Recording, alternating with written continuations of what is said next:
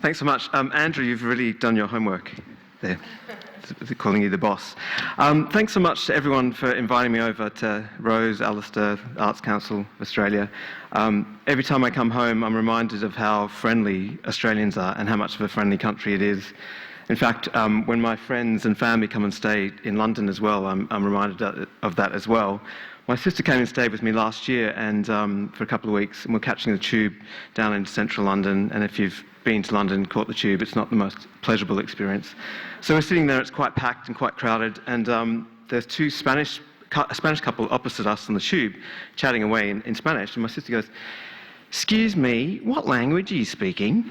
And so everyone on the tube was like shocked that actually somebody spoke or somebody actually made a connection with someone else. And it reminded me of how friendly Aussies are and how it's just, you know, as I said, every time I come home, how I'm reminded how friendly this place is and how much I miss it as well.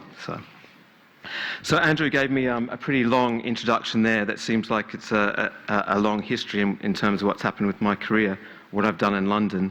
It's certainly been colourful. I've loved every minute of it, and hopefully today, in terms of the conference and what you're here for as well, you'll learn a few points from me as well.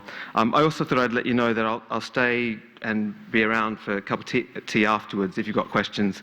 I know sometimes I do tend to chat a lot, so if it goes on for a bit too long and there's questions you need to ask me, or if it's something that I've touched upon that you need to know more about, then I'll make myself available outside after I think because we've got a cup of tea after it anyway.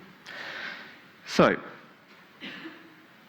today I'm just going to talk briefly about my career. A lot of people are sort of fascinated about how a ceramicist ends up working for JamieOliver. Talk a little bit about Jamie as the brand. So I've been there for 8.5 years now, so I've seen the rise of not only Jamie, but his brand as well. Jamie's website, the role of social media, how do we manage it all, and then also, most importantly, what happens in the future. So prior to working for Jamie, I, as Andrew said, completed a master's degree in ceramics at RMIT. And I had a gallery that I showed with in Melbourne. I worked for Craft Victoria, where it used to be in Gertrude Street in Melbourne. And I then had, intentions of going overseas and living in London. And I arrived in London, it was much more of an old boys network than it is now. So I had a really good CV, had lots of experience. I was getting shortlisted for jobs. You get down to the last 2 or 3, and usually it would be that the job would go to somebody that was known or somebody that ultimately had more experience in London itself. So I wasn't put off by that, because I really did want to make my life in London. My grandmother's from Essex, my grandfather's from Scotland.